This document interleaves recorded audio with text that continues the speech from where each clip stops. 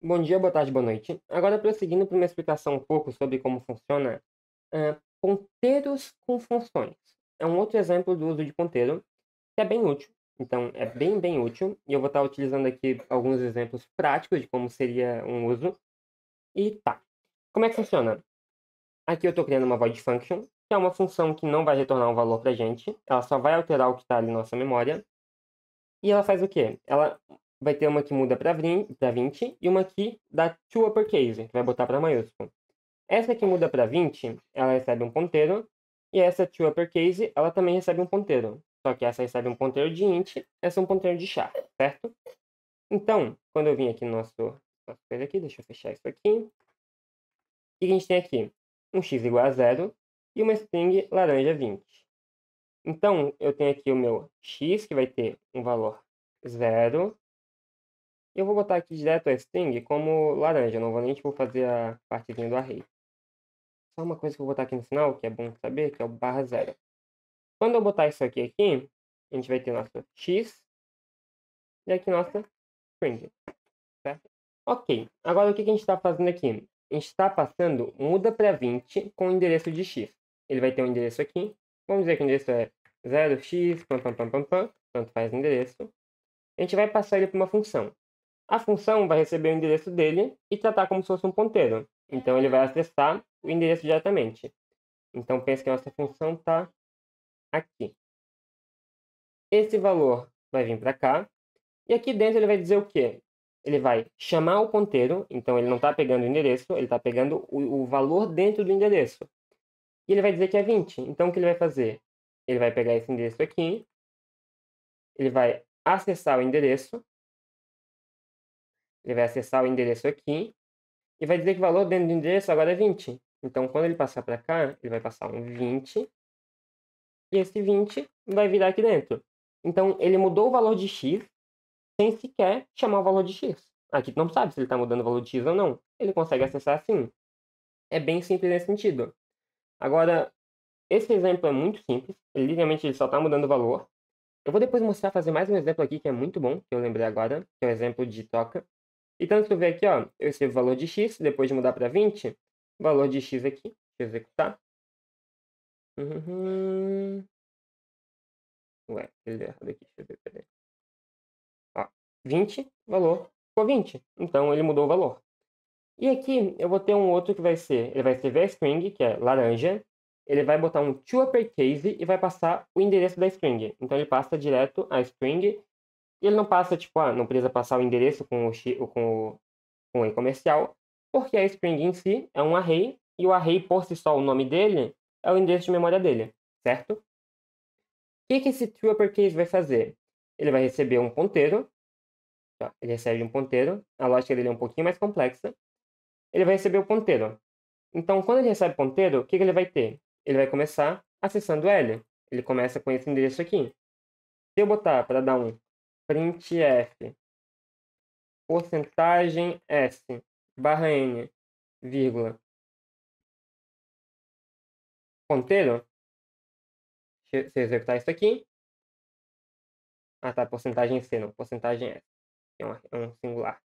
Ele vai escrever L, ele pega o primeiro elemento. Se eu botar, ele, por exemplo, se eu botar primeiro para ele aumentar o ponteiro para o próximo, então eu estou aumentando o ponteiro e não o valor dentro dele, porque eu não estou usando o asterisco antes. Isso aqui aumentaria o L para LM. Isso aqui não, isso aqui ele vai para o próximo elemento. Quando eu rodar isso aqui, ele vai dizer A. Se eu ir para o próximo depois, ele vai dizer R, certo? Então, eu estou acessando o elemento do array. Então, o que é a minha lógica aqui?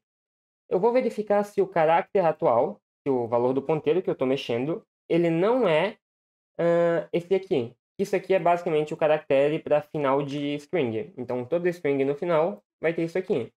Lembra que eu mostrei que ó, é uma string que tem 7. Então, lá, lá, ran, já.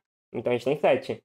Só que se eu botar o mouse aqui, ele tem 8. Porque ele tem o caractere ali, que é o barra 0, para identificar o final.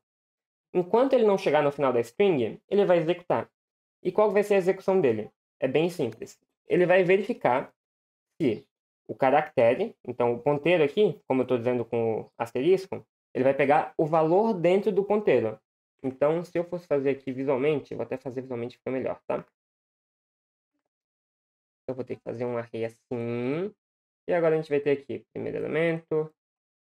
A gente pode ter aqui o segundo elemento. Vou só copiar tudo aqui bem feinho por cima, só para entenderem. Terceiro e quarto. Bem desproporcional. A gente pode pensar aqui, ó. A gente vai ter L, A, R, A, N, J, A. E aqui no final o barra zero. Então, o nosso ponteiro começa aqui. E o que eu vou dizer aqui? Enquanto ele for diferente de zero, de barra zero, ele vai continuar executando. Ele só vai ser igual a barra zero quando chegar no final do nosso string. Então, o que ele vai fazer? Ele vai verificar o valor do ponteiro e vai comparar ele com o quê? Com um valor numérico. Se a gente abrir a tabela SI aqui, deixa eu ver se eu acho uma tabela SI boa. Aqui, ó.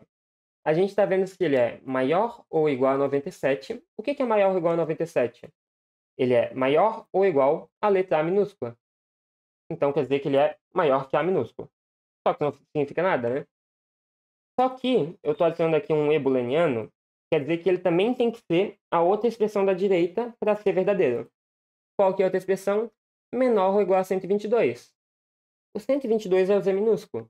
Então, se ele é maior ou igual a 97 e menor ou igual a 122, ele é uma letra minúscula, obrigatoriamente. É o A, B, C, D. Qualquer uma dessas letras aqui atende esse ponto. Então, se ele é uma letra minúscula, ele é uma letra minúscula. Eu sei que ele é uma letra e ele só vai entrar aqui caso ele seja uma letra minúscula. Aí qual vai ser a lógica que eu vou aplicar para mudar essa letra de minúscula para maiúscula? É bem simples. Se a gente ver aqui, o A é 97. O A maiúsculo é 65. E como eles estão em ordem, A, B, C, D, E, F até o Z, A, B, C, D, E, F até o Z, a diferença entre o A minúsculo e o A maiúsculo é 32. A diferença entre qualquer um minúsculo e o seu correspondente maiúsculo é 32 também, porque eles estão em ordem. Então, se eu pegar aqui M menos 32, vai ser 109, menos 32, a gente vai chegar em 77. Então, se eu só subtrair o valor que tem dentro da minha variável, dentro do meu caractere, por 32, eu tenho a representação dele maiúscula.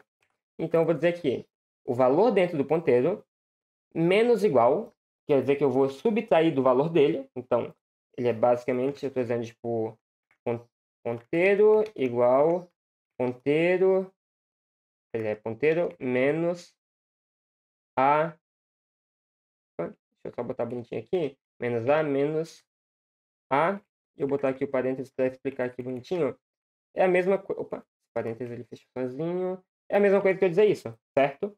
Então ele está basicamente subtraindo do valor do ponteiro a diferença entre o A minúsculo e o A maiúsculo, que é 32 sempre. Eu posso até botar direto 32, só que eu botei aqui para explicar. Então, se ele for uma letra minúscula, ele subtrai 32 e vai transformar ele numa letra maiúscula.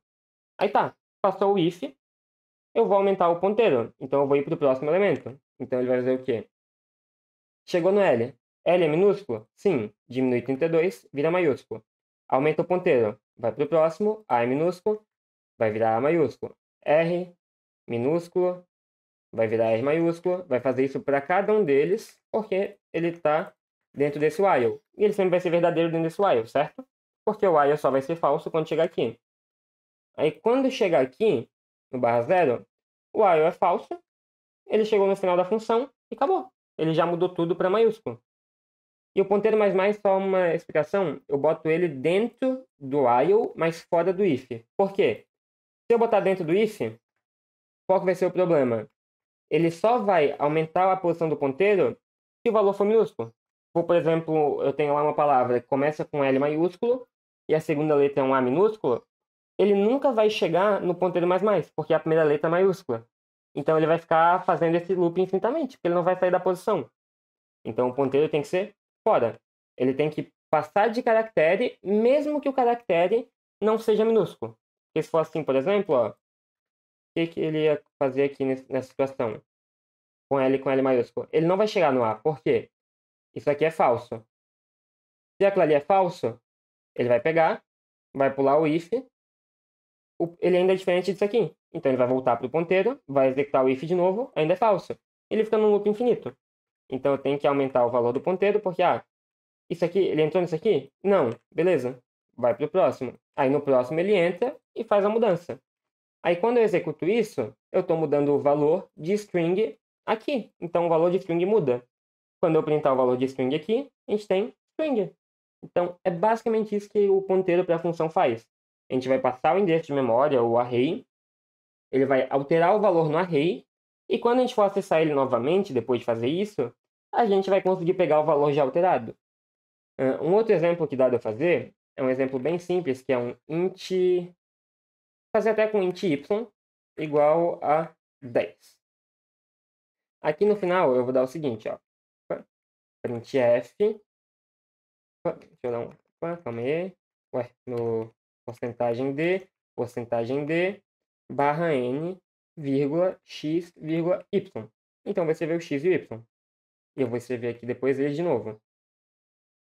Quando eu fizer isso aqui e executar, a gente vai ter no final 20 e 10. O que eu vou fazer? Eu vou criar uma função que vai ser meu void swap, que vai receber um int ponteiro para x, um int ponteiro para y.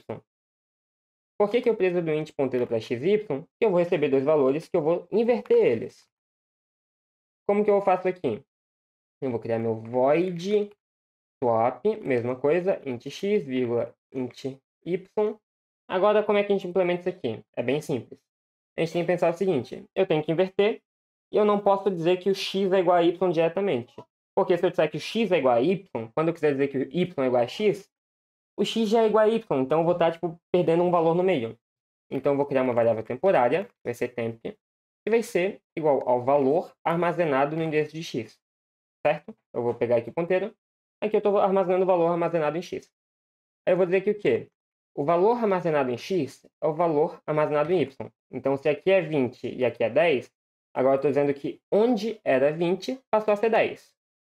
E agora o y vai ser igual ao meu temp. Que eu estou dizendo, o valor que era 10 aqui, ele vai ser o valor temporário que eu armazenei antes.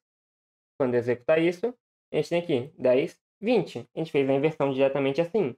Esse é um exemplo de como a gente pode fazer para inverter um número. Óbvio, a gente pode fazer outras coisas e tal, mas esse aqui é um exemplo. Então, é uma função útil, dá de usar para bastante coisa, e é bem simples. A gente só está invertendo o valor do ponteiro com o valor temporário ali e acabou-se. É isso. Então, é basicamente isso, ponteiro para função. Recomendo também dar uma olhada, prestar atenção, tentar implementar algumas coisas aqui para praticar. Qualquer dúvida é só entrar em contato, comentar aí e valeu!